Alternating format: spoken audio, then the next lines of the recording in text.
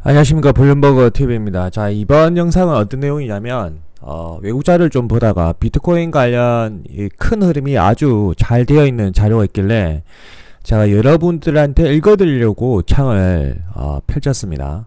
이 자료를 보면 제가 이때까지 비트코인 관련 강의를 올 1월 달부터 지금까지 한 내용이 압축되어서 잘 설명이 되어 있습니다. 제가 주장한 그 모든 것들이 검증되는 순간이기도 하고요. 우리는 영어를 못해도 뭐가 있죠? 번역기를 돌리면 됩니다, 여러분. 아주 좋은 세상입니다, 여러분. 그렇다고 영어 공부 안 하시면 안 돼요. 자, 제목은 비트코인과 미국 재정 계산. 대략 엄청 이 내용이 길기 때문에 이어폰이 있으신 분은 이어폰을 꽂고 화면은 덮으세요. 귀로만 들으세요. 그걸 추천을 드릴게요. 이제 읽어드리겠습니다. 아비로이라는 사람이 적었습니다. 비트코인과 같은 암호화폐는 워싱턴에 펜이 거의 없습니다. 7월 5일 청문회에서 엘리자베스 워렌 상원의원은 암호화폐가 금융 시스템을 일부 그늘진 얼굴 없는 슈퍼커더 그룹의 변덕에 빠뜨릴 수 있다고 경고를 했습니다. 엘리자베스 워런이 비트코인에 대해서 비관론자죠. 제니 앨런 재무장관도 암호화폐 현실은 온라인 마약 밀매업자의 이익을 세탁하는 데 사용되었다고 테러 자금을 조달하는 도구였다라고 주장했습니다. 비트코인에 대한 비관론자들 그런 내용이죠. 지금까지 비트코인 취자들은 변함이 없었습니다. 쭉 내용이 나오고 그 다음에 젊은 미국인들에게 디지털 화폐는 디지털 미디어 및 디지털 우정만큼 직관적입니다. 그러니까 이 단락의 내용이 뭐냐면 디지털 화폐는 비트코인은 젊은 사람들만을 위한 것이 아니냐 그런 내용이고요. 자, 그 다음 단락에 2008년에 발명된 화폐 형태에 대한 관심이 증가한 이유가 무엇입니까? 이에 대한 답은 전 연준 의장인 벤 버냉키에게서 나온 겁니다. 그는 미국 정부는 본질적으로 비용 없이 원하는 만큼의 미국 달러를 생산할 수 있는 인쇄기라고 하는 기술을 보유하고 있습니다. 유통되는 미국 달러의 수, 미국 정부는 또한 상품 및 서비스 측면에서 달러의 가치를 감소시킬 수 있습니다. 이는 인플레이션에 해당합니다. 다시 말해 미국을 포함한 법정화폐를 보유한 정부는 해당 화폐의 양을 늘릴 수 있는 권한이 있습니다. 그렇게 하기로 선택하면 식품 가격, 가스, 주택 같은 필수품의 가격을 부풀릴 수가 있다. 즉 돈을 풀면 인플레 현상이 일어난다. 가장 먼저 인플레 현상이 일어나는 것이 필수품. 그 필수품에 해당하는 뭐냐면 식품, 가스, 주택이라는 거예요. 그래서 지금 집값이 글로벌적으로 막 뛰는 거예요. 필수품이기 때문에. 최근 몇 달 동안 소비자들은 수십 년 동안 보온 것보다 더 높은 가격 인플레이션을 경험했습니다. 인상의 주요 이유는 연준을 포함한 전 세계 중앙은행가들이 급격한 통화 인플레이션을 코비드19 사태로 보상하려고 했기 때문입니다. 돈을 풀었다는 거죠. 코비드 사태 때문에. 코로나 사태 때문에. 그 결과 새로 발행된 달러, 유로, 엔 거의 4조 달러가 중앙은행에서 글로벌 금융기관의 금고로 흘러들어갔습니다. 4조 달러가 풀렸대요. 현 연준 의장인 제롬 파월은 21년 인플레이션 추세가 일시적이라고 주장합니다. 가까운 신뢰에 그의 말이 맞을 수도 있습니다. 그러나 가까운 장래의 인플레이션은 한 가지 요인으로 인해 미국의 심오하고 피할 수 없는 도전이 될 것입니다. 바로 연방부채가 급증하고 있습니다. 연준의 인쇄인계로 자금을 조달하는 경우가 증가하기 때문입니다. 시간이 지나면 전체 일반자들은 미국인을 인플레이션으로부터 보호하거나 적자 지출에 참여할 수 있는 정부의 능력을 보호하는 솔로몬 방식의 선택에 직면하게 될 것입니다. 둘 다 할 수 없게 될 수도 있습니다. 시간이 지나면 이 복잡한 문제는 비트코인의 중요성을 높일 것입니다. 즉 비트코인만이 인플레이션을 해결할 수 있다 그런 내용인 것 같아요. 법정화폐 실험. 비트코인이 단순히 일시적 유행이 아니라 투자 및 글로벌 금융의 미래에 잠재적으로 심각한 영향을 미칠 수 있는 혁신이라는 것은 분명해지고 있습니다. 먼저 비트코인이 도전하기 위해 발명된 주요 수단인 미국 달러의 최근 역사를 조사해야 됩니다. 달러의 역사를 알아야 된다. 그래야 비트코인을 알 수 있다. 제가 다 강의한 부분이에요. 2차 세계대전이 끝날 무렵 뉴햄프셔주 브레튼우즈에서 연합국 44개국이 체결한 협정, 즉 브레튼우즈 체제죠. 이 협정에서 미국 달러의 가치는 공식적으로 금 1온스 가격의 35분의 1로 고정되었다. 영국 파운드와 프랑과 같은 다른 국가의 통화는 차례로 달러에 고정되어 달러가 세계의 공식 기축 통화가 되었습니다. 브레튼우즈 체제에서 외국 정부는 관련 고정 환율로 달러를 금으로 교환함으로써 전쟁 중 미국에 보낸 금괴를 회수할 수 있었습니다. 그러나 모든 주요 국가에서 미국이 보유한 군가 달러를 교환할 수 있도록 하는 것은 미국 정부가 재정적으로나 금전적으로 책임이 있는 한 작동했습니다. 잘 돌아갔다는 거죠. 처음에는 1960년대 후반에는 어느 쪽도 아니었습니다. 누군가는 린든 존슨의 총과 버터 정책, 이 책이 있어요. 총과 버터 정책에 대한 막대한 비용을 지불해야 했기 때문에 연방준비은행은 이러한 업무를 충족하기 위해 통화를 인쇄하기 시작했습니다. 존슨의 흠자 리처드 닉슨도 경기 부양의 한 형태로 경제에 돈을 쏟아붓도록 연준에 압력을 가했습니다. 1961년부터 71년까지 연준은 달러 통화량을 2배로 늘렸습니다. 세계가 달러 부족을 깨닫기 시작한 지는 그리 오래 걸리지 않았습니다. 은행이 운영하는 고전적인 시나리오에서 불안한 유럽 정부는 연준이 소진되기 전에 미국이 보유한 금으로 달러를 교환하기 위해 경쟁하기 시작했습니다. 그러니까 달러 부족 사태를 먼저 알았기 때문에 금으로라도 빨리 달라고 그렇게 한 거예요. 1972년 7월 스위스는 미국 금고에서 5천만 달러의 금괴를 인출을 했습니다. 8월에 프랑스는 뉴욕 연방준비위원회 이사회에서 1억 9,100만 달러의 금을 회수하기 위해 구축함을 보냈습니다. 방금 말한 이 부분 때문에. 영국은 얼마 지나지 않아 30억 달러를 요청했습니다. 즉, 이 금에 대한 수요가 급격하게 증가하는 것은 달러를 찍는 미국의 그 종이 달러가 더 이상 부족하다라는 것을 인지하는 순간부터 금에 대한 수요는 급격하게 증가한다는 거예요. 마지막으로 같은 달에 닉슨은 미국 금고의 임박한 파괴와 즉 금고가 없다. 이에 따른 국제 경제의 붕괴를 피하기 위한 계획을 고안하기 위해 비밀리에 캠프 데이비드에 신뢰할 수 있는 작은 그룹의 고문을 모았습니다. 그곳에서 그들은 급진적인 조치를 취했습니다. 8월 15일 저녁 닉슨 대국민 TV 연설에서 전 국민의 모든 물가와 임금을 90일 동안 동결하고 모든 수입품에 대해 10% 관세를 부과하고 중단을 명령하겠다고 발표했습니다. 영구적인 것, 외국 정부가 달러를 미국 금으로 교환할 수 있는 권리입니다.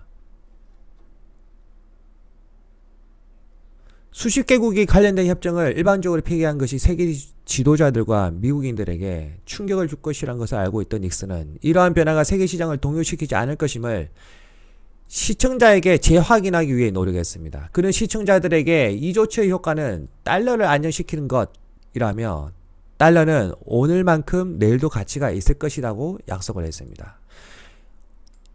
지금 방금 읽어드린 이 부분은 뭐냐면 우리가 일반 대중들이 공포에 시달릴 때 항상 정부기관에서 나와서 대국민 어떤 홍보를 합니다. 근데 그런 홍보가 안 먹히는 게 아니라 먹힙니다. 일시적으로 안정적으로 유지가 됩니다. 문제점이 해결되고. 하지만 그게 얼마 안 간다는 거예요. 다음날 주식시장은 모두가 안도할 정도로 상승했습니다. 여기 나오죠. 말빨이 먹혔다는 거죠. 뉴욕타임즈의 편집자들은 닉슨의 움직임에 거침없이 박수를 보냈습니다. 경제성장은 교대 후 몇 달 동안 강세를 유지했으며 다음에 닉슨은 재선됐을 때 선거인단에서 49개 주와 일반 투표의 61%를 획득하여 재선에 성공했습니다. 그러나 닉슨의 단기적 성공은 신기루였습니다. 방금 여기 이제 언론에 나와서 말빨로 잠시 일시적으로 막은 거는 신기루였다. 그 다음부터 사태가 터집니다. 선거 후 대통령은 임금과 물가 통제를 해제했고 인플레이션은 복수로 돌아왔습니다. 1980년 12월까지 달러는 소비자 물가 기준으로 1972년 6월 당시의 구매력 절반 이상을 잃었습니다. 물가가 폭등했다는 거예요. 금과 관련하여 달러 가격은 트로이 온스 35분의 1에서 627분의 1로 폭락했습니다. 달러 가격이 대폭락을 했다는 거예요. 금 가격이 대폭등을 했고, 몇 배야 이거요? 근 20배죠. 20배 금 가격이 폭등했다는 겁니다.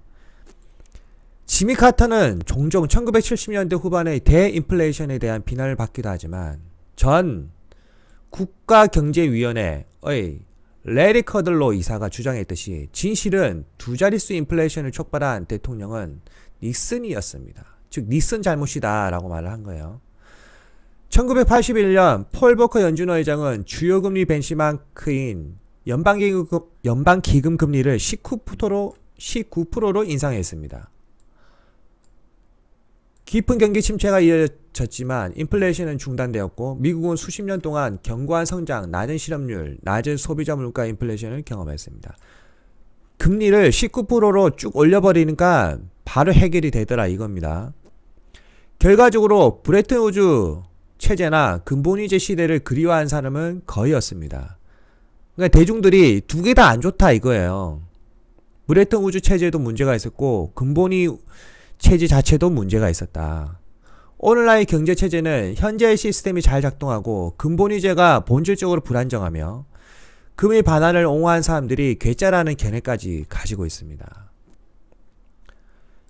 그럼에도 불구하고 정부의 통화 공급이 법정화폐로 확대되거나 축소될 수 있는 포스트 브레튼 우즈 체제가 불과 50년이라는 점을 기억하는 것이 중요합니다. 지금 우리는 포스트 브레튼 우즈 시대를 살아가고 있는 겁니다.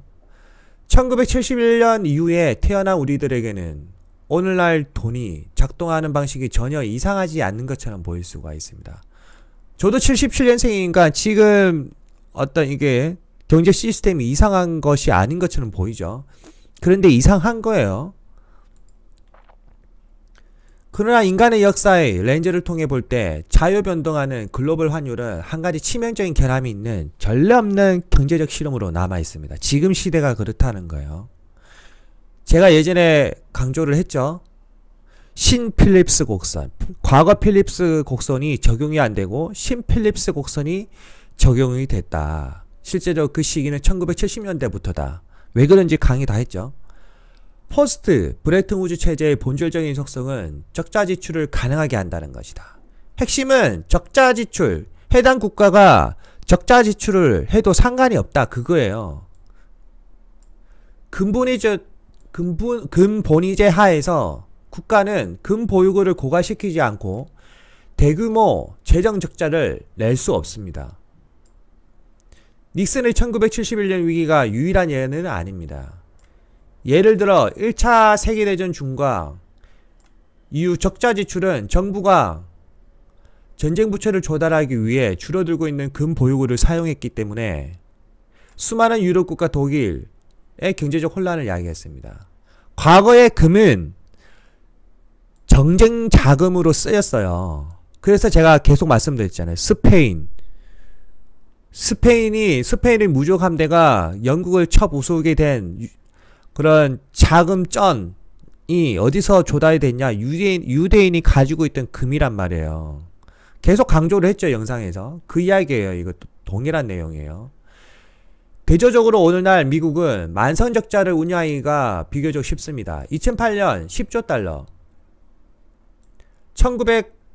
1984년 2조 4천억 달러에서 증가한 오늘날은 거의 29조 달러에 달하는 연방부채는 부분적으로 미국에 대한 대출기관이 이자를 징수하는 미 재무부 어음, 일반 어음, 채권으로 조달됩니다. 재무부 채권의 수익률은 달러로 표시되지만 달러는 더 이상 금으로 상환할 수 없기 때문에 이 채권은 전적으로 미국의 완전한 믿음과 신용으로 뒷받침됩니다. 그러니까 미 재무부에서 발행하는 채권은 신용 100%다 이 말이에요. 그런데 만약에 무디스나 이런 데서 미국 채권에 대해서 신용 등급을 한 단계만 떨어뜨려도 난리가 나는 거예요. 미국 재무부 채권의 금리는 여전히 낮은 수준을 유지하고 있으며 이는 많은 사람들이 미국의 신용도가 양호하다는 의미로 받아들입니다.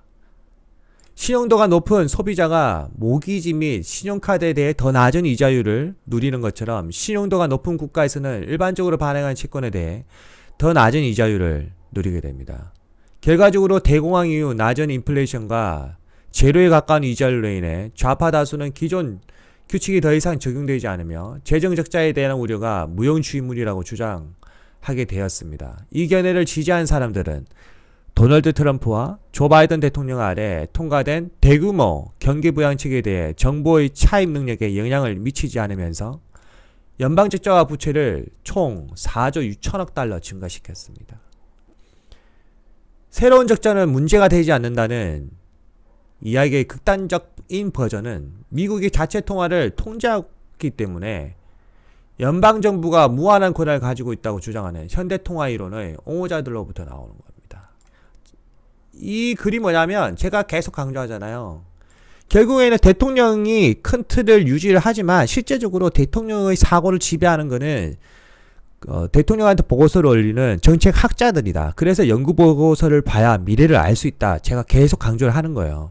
그래서 제가 말하는 거의 90%는 다 맞을 수밖에 없는 게 그 학자들이 어떤 논문을 쓰고 있는지 저는 계속 보고 있단 말이에요. 여러분한테 제가 방송을 안 해서 그렇지. 근데 그것까지 방송하기에는 너무 고급 자료라서 공짜로 방송하기에는 솔직히 좀 그래요. 결과 없이 적자와 부채를 늘리는 것. 대부분의 주류 경제학자들이 여기 현대통화 이론을 실행 불가능하고 심지어 위험한 것으로 일축하지만 정책 입안자들은 현대통화 이론의 가정을 염두에 두고 입법화하는 것으로 보입니다. 새로운 세대의 민주당 경제 고문들은 바이든 대통령에게 코로나19로 인해 4조 6천억 달러와 초당적 기반시설 법안 1조 달러 외에 추가로 3조 5천억 달러의 지출을 제한하도록 압박했습니다. 그러나 미국의 재정 낭비가 영원히 계속될 수 없다고 믿을 만한 몇 가지 이유가 있습니다. 가장 중요한 이유는 역사에 대한 만장일치의 판단이다. 어느 나라든 어느 시대든 폭증하는 적자와 치솟는 부채는 경기 침체나 파멸로 끝났습니다. 곧 터진다는 거예요. 또 다른 이유는 미국이 지난 수십 년 동안 그렇게 낮은 이율로 늘어나는 부채를 조달할 수 있게 한 사건의 특이한 합류점과 관련이 있습니다. 미국 신용에 대한 신뢰 감소. 이거 방금 제가 말씀드렸죠. 만약에 미국 채권에 대한 신용도가 떨어지면 무디스나 이런 데서 푸치나 무디스 이런 데서 신용도를 한 등급만 떨어뜨려도 난리가 난다. 금융계의 구성원들에게 미국 재무부 채권은 무위험 자산으로 간주됩니다. 리스크가 제로이다. 즉 많은 투자자에게는 위험이 수반된다. 예를 들어 회사가 파산하여 주식 가치가 사라질 수 있습니다. 재무부 채권은 그럴 리가 없다 이 말이에요. 사람들은 미국이 채무 불이행하지 않을 것이라고 믿기 때문에 미국 정부의 돈을 빌려주는 것은 무위험 투자로 간주됩니다. 이 말이 뭐냐면 미국 재무부에서 발행한 채권을 산다는 거예요. 그거는 무위험 투자다. 리스크가 제로다 이 말이에요. 미국 재무 채권을 무위험으로 정의하는 것은 평판뿐만 아니라 규제에 의한 것이기도 합니다. 1988년부터 스위스에 기반을 둔 바젤 은행 감독위원회, 제가 말씀드렸죠. 스위스 바젤 은행, 저는 직접 가봤어요. 재정적으로 중요한 국가 중앙 은행가들 간의 1년의 협정을 후원해 왔습니다. 실제적으로 전 세계 중앙은행은 이 바젤 위원회 감독 아래에 다 있습니다. 이러한 협정은 은행이 저위험, 무위험 자산의 충분한 비율을 보유할 수 있도록 은행이 보유한 자본에 대한 글로벌 표준을 만들기 위해 고안되었습니다. 여기 나오죠. 글로벌 표준. 실제로 이 바젤 위원회 시스템은 2008년 리먼 사태 이후로 이게 본격적으로 돌아갔어요. 지금은 바젤 3 단계죠. 여기 바젤 3로 알려진 바젤 협정의 현재 버전은 미국 재무부 채권의 위험을 0으로 할당합니다. 이게 제일 중요한 거예요. 바젤 3 단계에서 미 재무부 채권의 위험을 0으로 우선 세팅을 해놨다는 겁니다. 이렇게 세팅을 해놨는데 만약에 디폴트가 돼버리거나 해서 신용 등급이 하락하면 그냥 끝나는 겁니다. 바젤3 공식에 따르면 세계의 모든 주요 은행은 다른 자산 대신 이러한 채권을 보유하는 것에 대해 효과적으로 보상을 받을 수 있습니다. 이는 인위적으로 채권 수요를 부풀려 미국이 다른 국가보다 낮은 금리로 차입할 수 있도록 합니다. 미국은 또한 부채 규모뿐만 아니라 경제 규모 이점도 누리고 있습니다. 미국은 절대적 기준으로 세계에서 가장 많은 부채를 쥐고 있는 나라이기 때문에 재무부 채권 시장은 세계에서 가장 크고 유동적입니다. 유동성 시장은 주요 투자자에게 매우 중요합니다. 대차 대조표에 주어진 통화가 수천억인 대규모 금융기관이나 정부는 자산을 사고팔 수 있는 동시에 자산을 사고팔 수 있는 한편 그러한 조치가 기업에 미치는 영향을 최소화합니다. 거래가격, 재무부 채권 규모로 거래할 수 있는 대체 저위험 자산은 없습니다. 그러니까 유일하다는 거죠. 리스크가 없는 자산으로는 현재까지 유일한 게 미 재무부 채권이다.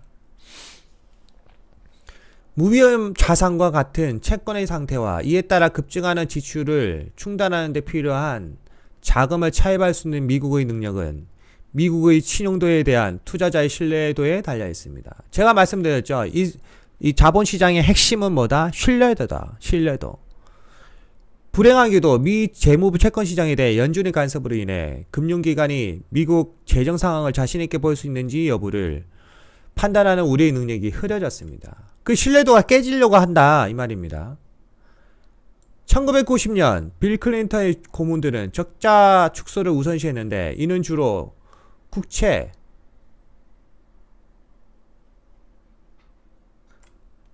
자격난, 금리를 높이는 채권을 공격적으로 판매하여 정부의 확장 재정 또는 통화정책에 항의하는 투자자들, 이 사람들을 자경단이라고 하나요? 이 자경단이 경제에 해를 끼칠 것이라는 우려 때문입니다. 1차 적자를 없애는 데 성공한 덕분에 벤치마크 10년 만기 국채 수익률은 8%에서 4%로 떨어졌습니다. 클린턴 전성기의 연준은 10년 만기 국채 금리에 영향을 미칠 수 있는 능력이 제한적이었습니다. 그것의 통화 개입은 주로 연방기금 금리를 목표로 했습니다. 그러나 2002년 벤 버냉키는 연준이 장기 국채 수익률에 대한 명시적 상한선을 발표하기 시작했다고 주장했습니다. 이것은 금리 가격 통제 일정에 해당했습니다. 2008년 금융위기 이후 연준은 공개시장에서 국채를 사고 파는 방식으로 재무부 채권을 조작하는 양적 완화라는 정책을 사용하여 채권 자경단을 말살하는 데 성공했습니다. 결과적으로 국채 수익률은 자유시장이 아니라 연준이 결정합니다. 이게 핵심이에요. 2008년 리먼 사태가 터지고 나서 국채 수익률을 그전에는 자유시장 경제 체제에서 돌아갔는데 지금은 리먼 사태가 터지고 나서 실제적으로 연준이 채권 수익률을 정한다는 겁니다. 그래서 연준이 그 TIPS라는 그 증권도 따로 사기도 합니다. 재무부에서. 그렇게 해서 인플레를 해지를 한단 말이에요. 재무부에서. TIPS 증권이라고 따로 있어요. 그 강의 다 했죠. 은행의 국채를 소유하도록 하는 규제 요인, 대규모 금융기관의 관점에서 볼 때 국채가 갖는 유동성 이점, 연방준비제도 이사회의 국채시장 가격 조작이 결합된 효과는 국채 이자율을 의미합니다. 더 이상 미국의 신용도를 나타내지는 않습니다. 한편 투자자들이 미국의 재정 및 통화 상황에 점점 더 우려하고 있으며 무위험 재무부 채권에 더 많은 위험을 할당하고 있다는 징후가 증가하고 있습니다. 그러니까 투자자들이 재무부 채권에 대한 신용도가 떨어지고 그래서 과연 진짜 무위험이 맞나, 무위험이 아닌 거 오히려 리스크가 높아지고 있어 라고 할당한, 그러니까 그 베팅을 하고 있다는 거예요. 미국 재무부 채권에 대해서 신뢰도가 떨어졌다 그 말이에요. 그러한 지표 중 하나는 외부 투자자가 소유한 재무부 채권의 비중 감소입니다. 맞죠? 여기서 말한 거.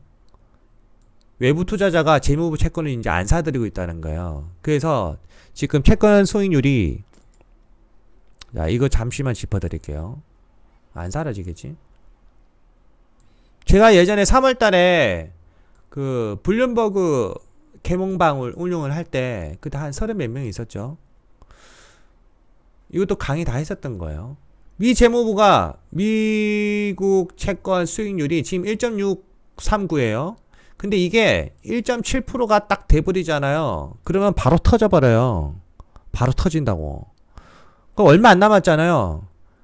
이게 터지면 안 돼요. 그러면 이게 터지는 것을 막기 위해서 여기서 뭘 했냐면 연준위에서 나섰단 말이에요. 연준위에서 뭘 해? 채권을 대량으로 매입을 하는 거지. 그렇게 해서 이렇게 내려가는 거란 말이에요. 이해가 되시죠? 그 시나리오가 다시 재현될 거란 말이에요. 자, 그 부분이에요. 외부 투자자가 소유한 재무부 채권 비중이 감소합니다. 그때 제가 말씀드린 위블루 외부 투자자가 그 채권 수익률을 미 재무부 채권 10년물에 대한 많이 안 사들여서 그 금리가 올라가도록 만든단 말이에요. 그렇게 해서 베팅을 어디다가 때리냐면 그 재무부 채권 가격에다가 베팅을 때려버리는 거예요. 그러면 연준위에서 엄청나게 사들여야 되니까. 그런 식으로 베팅을 하는 거예요. 얘들이. 그 내용인 겁니다. 2010년에서 2020년 사이에 외국 기업이 소유한 미국 재무부 증권의 점유율은 47%에서 32%로 하락한 반면 재무부 점유율이 엄청나게 떨어졌어요. 연준이 소유한 목은 9%에서 22%로 2배나 증가했습니다.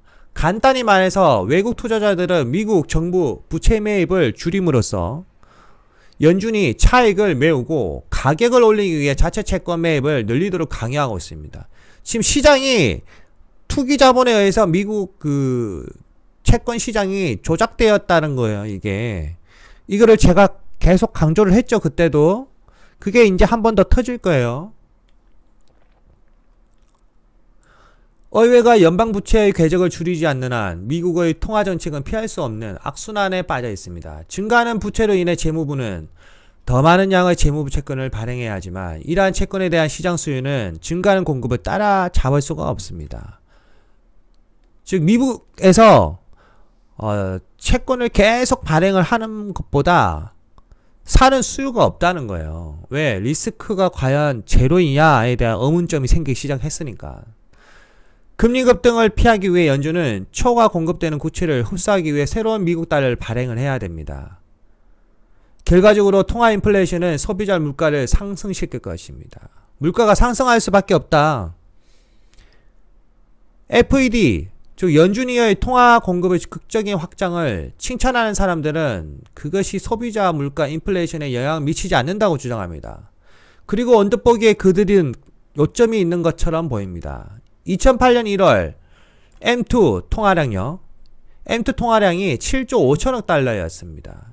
2020년 1월까지 M2 통화량은 거의 2배 늘었네요. 15조 4천억 달러로 2배 이상 증가했습니다. 21년 7월 현재 M2는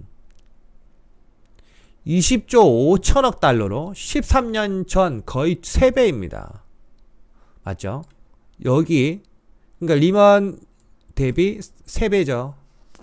여기 7조 5천억이니까 37, 21 이렇게 하면 거의 3배잖아요.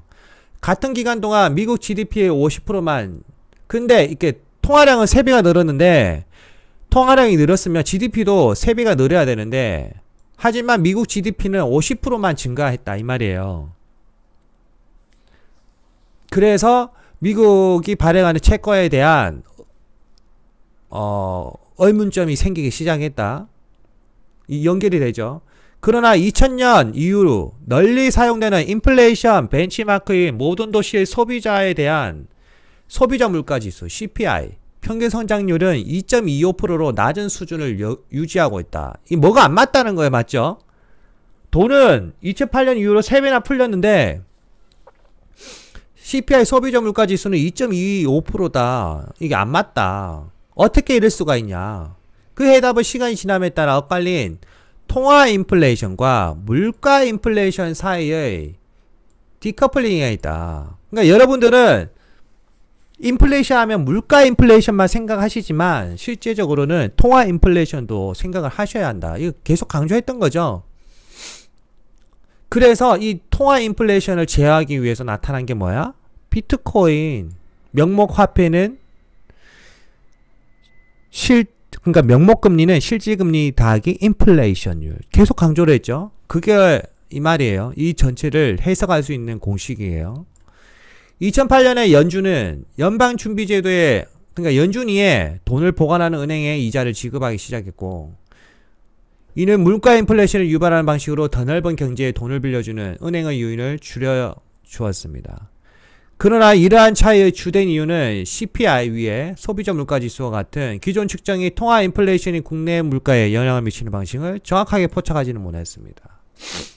이것도 다 강의했죠. 돈의 흐름. 연준위에서 돈을 빌려주면 그게 어떻게 흘러가는 건지 그 내용이에요.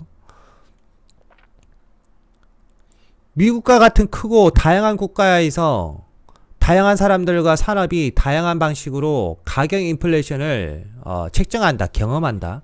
물가 인플레이션이 다른 부분보다 경제의 특성 부분에서 더 일찍 발생한다는 사실은 18세기 아일랜드 프랑스 경제학자 리차드 캔틸리어너에 처음 설명되었습니다. 1730년 그의 일반적인 상업의 본질에 관한 에세이에서 캔틸리어는 정부가 화폐 공급을 늘릴 때 돈을 가장 먼저 받는 사람이 돈을 가장 늦게 받는 사람을 희생시키면서 가장 큰 이익을 얻는다. 이게 뭐냐면 이 돈의 본질에 대해서 말을 한 거예요. 돈이란 것은 가장 먼저, 그러니까 국가에서 화폐를 공급하고 그 화폐를 가장 먼저 진 사람이 가장 큰 이익을 얻는다는 겁니다. 왜? 돈은 버블적 성격이 있기 때문에.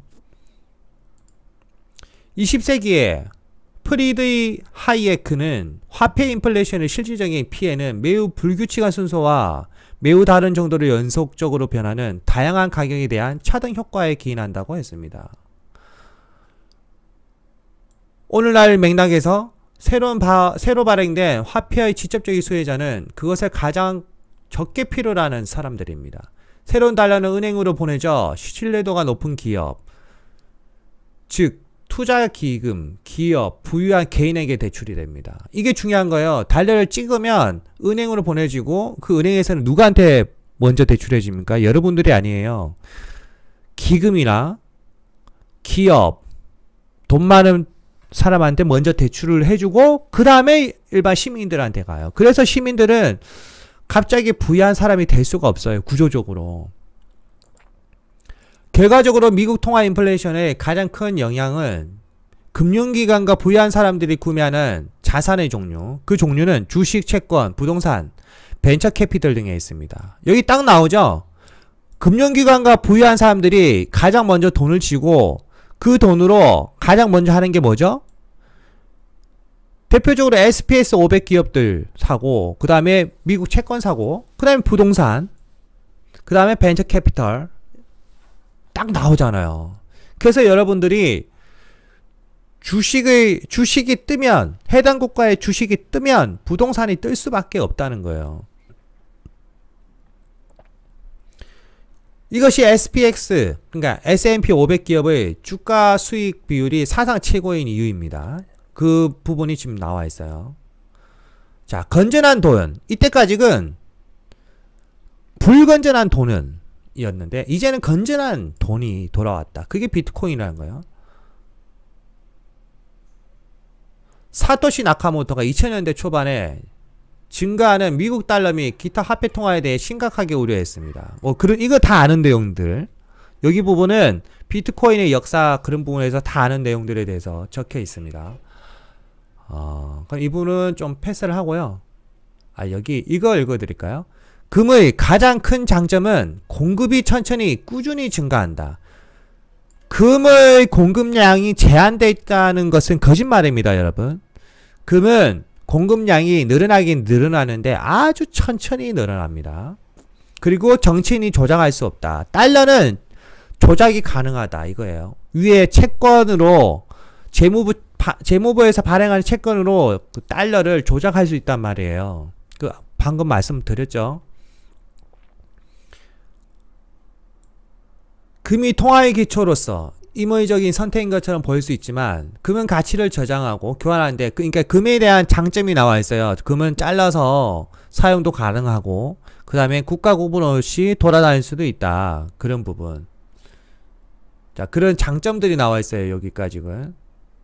자, 그 다음 오스트리아의 영향을 받은 비트코인 디자이너가 쭉 하고, 금과 마찬가지로 비트코인은 나눌 수도 있고 위조할 수도 없고 내구성이 있으며 대체할 수가 없다. 그러나 비트코인은 또한 몇 가지 중요한 면에서 건전한 화폐의 형태로 금을 향상시킨다.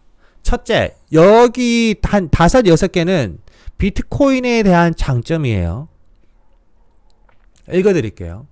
비트코인은 금보다 희귀하다. 금은 공급량이 빵이 아니라 천천히 증가하잖아요. 그 말이에요. 그런데 비트코인은 증가하지 않는다. 비트코인 글로벌 공급량은 2100만 개로 세팅이 되어 있다. 현실적으로 변경할 수 없다. 휴대성이 편리하다. 비트코인은 금보다 안전하다. 비트코인은 테크다. 기술이다. 마지막으로 비트코인은 검열될 수 없다. 그런 부분. 이 장점 나와 있어요. 이러한 고정 공급 이동성, 보안, 개선 가능성 등 검열 사항의 조합은 나카모토의 혁신을 잘 보여줍니다. 그런 내용이고, 자, 비트코인이 해결하기 위해 발명된 주요 문제인 무분별한 지출과 차입을 통한 법정 화폐의 평가절하는 이미 우리에게 닥쳤습니다. 이 부분이 뭐냐면 화폐의 평가절하, 이게 어떤 걸 말했냐면 달러 화폐의 평가절하를 말하는 거예요. 그걸 해결하기 위해 나카모토가 비트코인을 개발을 했다는 거예요. 바이든의 3조 5천억 달러 지출 계획이 의회를 통과하면 국가 부채는 더 늘어날 것입니다. 누군가는 그 지출을 가능하게 하기 위해 재무 채권을 사야 하는데 살 사람이 없다. 그래서 채권 금리가 올라갈 거다. 얼마? 1.7을 돌파할 거다. 아까 말씀드렸죠. 1.7을 돌파하는 것 때문에 빵 터진다는 거예요. 그거를 제어하기 위해서 나타난 것이 비트코인이다. 그러나 위에서 논의한 바와 같이 투자자들은 국채에 대해 불안해하고 있습니다. 쭉 나오죠. 21년 6월 30일 기준 10년 국채 금리는 1.45%, 연준의 목표 인플레이션율도 2%에서도 이러한 조건에서 국채 보유자는 인플레이션 조정 조건에서 손실을 입을 것을 보장됩니다. 손실 본다, 그런 개념으로 나와 있어요. 쭉 나오고, 그런 일이 발생하면 연준은 앞서 설명한 두 가지 형편없는 옵션에 직면하게 될 것입니다. 그 옵션이 뭐냐면 금리 인상을 허용하거나 통화 공급을 추가로 부풀리는 것입니다. 금리를 올리거나 아니면 통화 공급량을 늘린다는 거예요. 이 두 중에 하나를 선택을 해야 된다. 후자를 선택하려는 정치적 압력은 저항할 수 없을 것입니다. 통화 공급량을 늘리라는 정치적 압력이 들어온다는 거예요. 이것에 대해 저항을 할 수 없다. 그래서 돈을 더 풀어야 된다, 연준은. 그러나 그렇게 하면 재무채권의 인플레이션 조정 수익률이 감소하고, 이게 뭐냐면 TIPS예요. 이 말이 TIPS 증권 강의했죠. 그 말이에요. 그 증권 수익률이 감소한다. 더 많은 투자자가 재무부에서 비트코인과 같은 우수한 가치 저장소로 몰립니다. 그렇게 하면 재무부 채권을 사는 것이 아니라 비트코인을 사버린다는 거예요. 그래서 연준위에서 돈을 풀면 비트코인 가격이 뜨는 거예요. 그럼 추가적으로 비트코인 랠리가 또 언제가 될까요? 3조 5천억 달러 저거 통과할 때 되죠, 당연히. 결과적으로 국채에 대한 시장 관심 감소는 연준이 금리를 억제하기 위해 그러한 채권을 더 많이 구매하도록 만들 것입니다. 이거 다 나오죠, 말한 거. 그나마 다행인 게 중국의 바보 같은 선택으로 인해 비트코인 해시값이 미국이 압도적으로 세계 1위입니다. 미국의 비트코인 기회, 미국의 관점에서 볼 때 미 국채는 가까운 장래에 세계에서 가장 선호되는 준비자산으로 남아있는 것이 이상적입니다. 그러나 71년 이후로 미국이 출종한 수십조 달러의 부채와 앞으로 수십조 달러의 부채로 인해 그 결과는 불가능해졌다. 이런 부분은 쭉 빼고, 비트코인 단속은 또한 미국인들이 비트코인 관련 벤처와 분산형 금융으로부터 더 일반적으로 엄청난 혜택을 누릴 수 있다는 점에 감안할 때 엄청난 전략적인 실수가 될 것이다. 즉 미국이 만약에 비트코인을 단속하면 엄청난 실수라는 거죠. 오늘날 약 5천만 명의 미국인이 비트코인을 소유할 수 있으며 미국인과 미국 기관이 유통 중인 비트코인의 대다수는 아니더라도 어쨌든 엄청나게 가지고 있다는 거예요. 비트코인의 개방형 금융 기술적 베이징의 중앙 집중식 권위주의 모델과 근본적으로 양립할 수 없긴 해. 즉 이 비트코인 시스템이 미국 달러 시스템과 양립할 수 없다. 중국이 단순히 미국과 경쟁을 할 수 없는 영역 중 하나이다. 뭐 그런 개념인 것 같아요. 근데 이제 지금 양립하려고 하죠. 그게 뭐냐면 바로 이제 CBDC입니다. CBDC. 미국판 US CBDC도 나와요. 그게 23년쯤에 나올 거예요.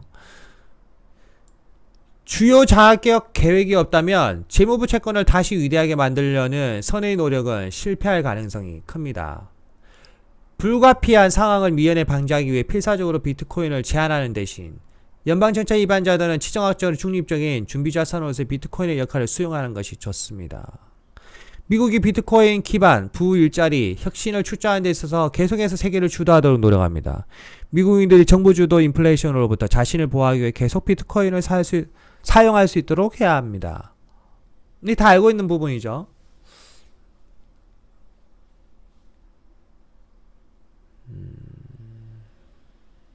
자, 이걸 읽어드릴까요?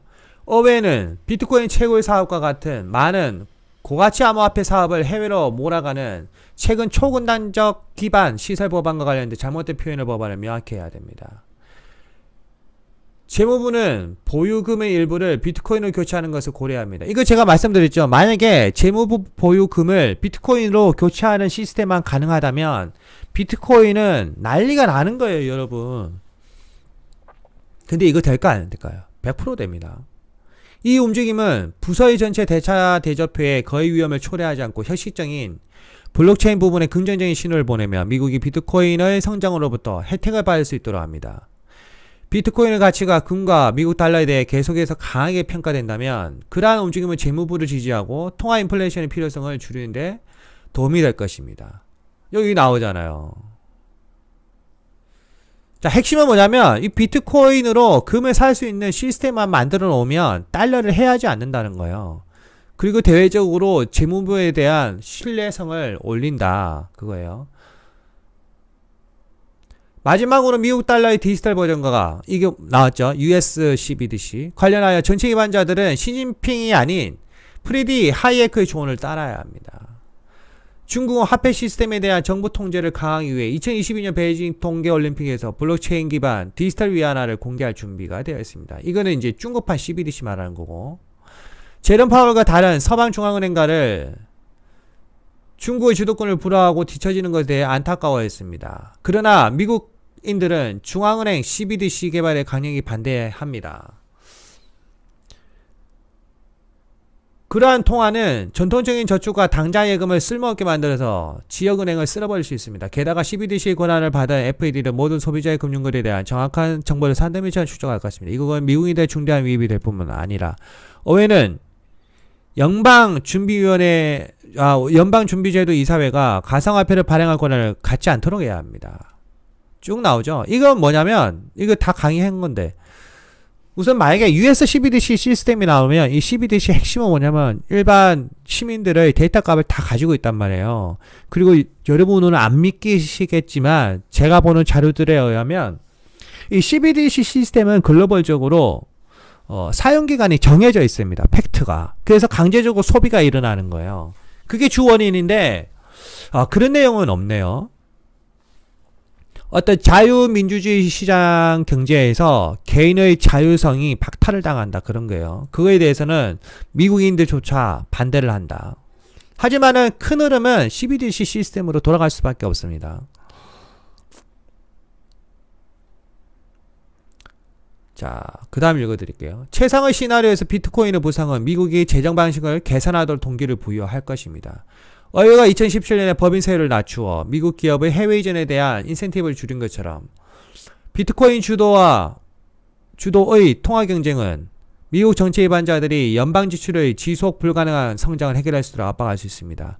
우리는 그러한 시나리오를 기대할 수 있지만 어웨이가 미국인 부의 청지기로서의 필수적인 업무를 계속 소홀히 하는 세상을 계획해야 합니다. 그러니까 어웨이가 이 비트코인에 대해서 우호적으로 나오고 그 우호적인 태도로 정치안이 나오고 그 정치안들은 비트코인이 안정적으로 성장할 수 있도록 한다. 결국 미국의 부가 더 커진다. 그런 내용들이에요. 자, 조금만 참으세요. 다 읽어갑니다, 여러분. 지금 몇 분을 읽었나요? 45분을 읽었네. 자, 좋은 소식은 미국인들이 더 이상 연준의 침몰선으로 추락할 운명이 아니라는 것입니다. 1971년에 워싱턴이 달러 가치를 떨어뜨렸을 때 미국인들은 실질적인 수단이 없었습니다. 오늘날 그들은 비트코인을 통해 그렇게 합니다. 71년에는 이랬는데 오늘날에는 비트코인으로 이 달러 가치를 보존할 수 있다는 거예요. 비트코인은 일반 미국인들이 연방 정부의 잘못된 관리로부터 저축을 보호할 수도 합니다. 시간당 임금 근로자와 고정수입 퇴직자와 같이 물가 상승에 가장 취약한 사람들의 재정적 안정을 개선할 수 있습니다. 그리고 그것은 국가의 가치란 부채의 결과에 가장 심각하게 직면하게 될 젊은 미국인들의 번영을 증가시킬 겁니다. 즉 인플레로 인해서 이것도 다 강의한 건데 인플레 현상이 발생하면 지금 신필립스 곡선 개념이 나오는 게 뭐냐면 인플레이션이 발생하면 임금 근로자 급여도 같이 올라가야 되는데 그게 안 되고 있단 말이에요. 그게 가장 큰 문제예요. 그래서 신필립스 곡선의 핵심은 뭐냐면 그 갭차를 누가 주냐? 국가가 주는 겁니다. 그거예요. 그런데 그 신필립스 곡선을 국가가 돈을 주는 개념으로 맞추는 개념이 아니라 비트코인을 사면 인플레이션 현상을 해칭을 하기 때문에 1비트라도 가지고 있는 미국인들은 그만큼 해치가 돼서 자산 가치가 올라간다. 그 자산 가치가 올라가고 비트코인은 달러로 환전하기 때문에 달러 가치도 올라갈 것이다. 비트코인은 미국과 미국 전체에 엄청난 전략적 기회를 나타냅니다. 이거 제가 말씀드렸죠. 이거 맞는 말이에요. 올바른 법적 기반 시설과 함께 통화와 기본 기술은 미국 성장의 차세대 원동력이 될 수 있습니다. 21세기 통화 질서는 20세기 통화 질서와 매우 다르다. 비트코인은 미국이 앞으로 수십 년 동안 경제적 리더십을 유지하는 데 도움이 될 것입니다. 자, 이렇게 제가 다 강의를 했는데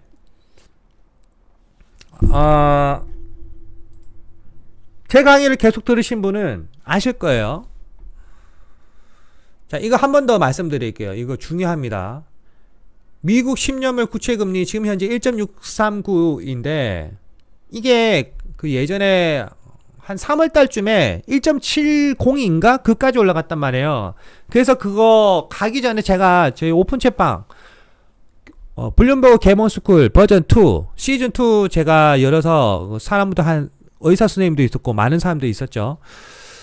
다 모아놓고 웹상으로 강의를 할 때 뭐랬냐, 이거 1.7 되면 대폭 나간다고 말씀드렸죠. 왜 그런지, 그리고 이제 일반 투자자들의 이불로 안 사는 거다. 안 사면 결국에는 연준이가 나서서 사들인다. 그 시나리오가 한 번 더 나타날 거다. 그럼 지금 1.64일이기 때문에 만약에 이게 1.7까지 올라가면 그때는 주식도 다 박살나는 겁니다. 여러분 명심하세요. 그 부분 제가 알려드렸고,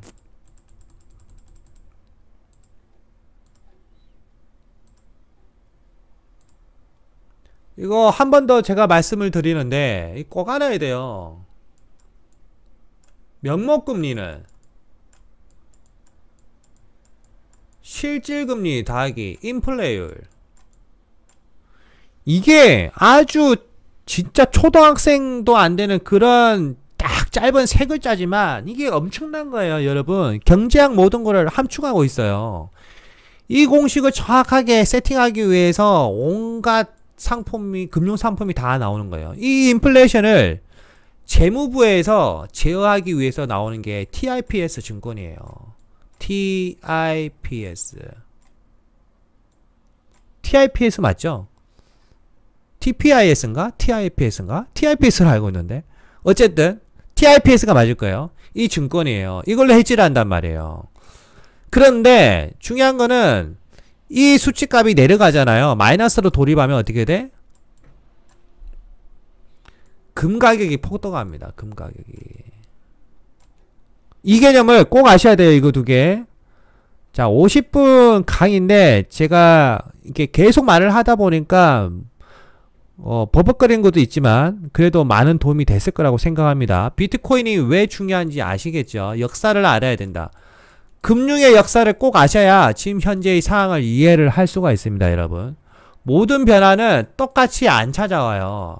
과거의 역사가 A의 모습으로 나타났으면 지금은 똑같이 A의 모습으로 나타나지가 않습니다. A 플러스의 모습으로 나타납니다, 여러분. 그러면 통찰력을 키울 때 여러분은 어떻게 해야 되죠? 역사를 알아야 됩니다. 그래서 과거 역사의 본질을 정확하게 알고 지금 현재 그 본질이 무엇인가를 알고 그리고 이 본질을 감싸서 우리가 잘 안 보고 우리가 보기에 힘들어진 그런 요인은 뭔가 이 플러스 요인은 뭔지를 빨리 찾아내는 것이 중요합니다. 그래야 우리가 정확하게 어떻게 살아가야 될지 방향성이 나오니까요. 그 방향성을 제가 알려드리겠지만 여러분도 공부를 하셔야 돼요. 그래야 제 말에 대한 신뢰도가 올라갈 테니까. 자, 즐거운 밤 되시고 구독과 좋아요, 알림 설정은 저에게 큰 힘을 줍니다. 감사합니다.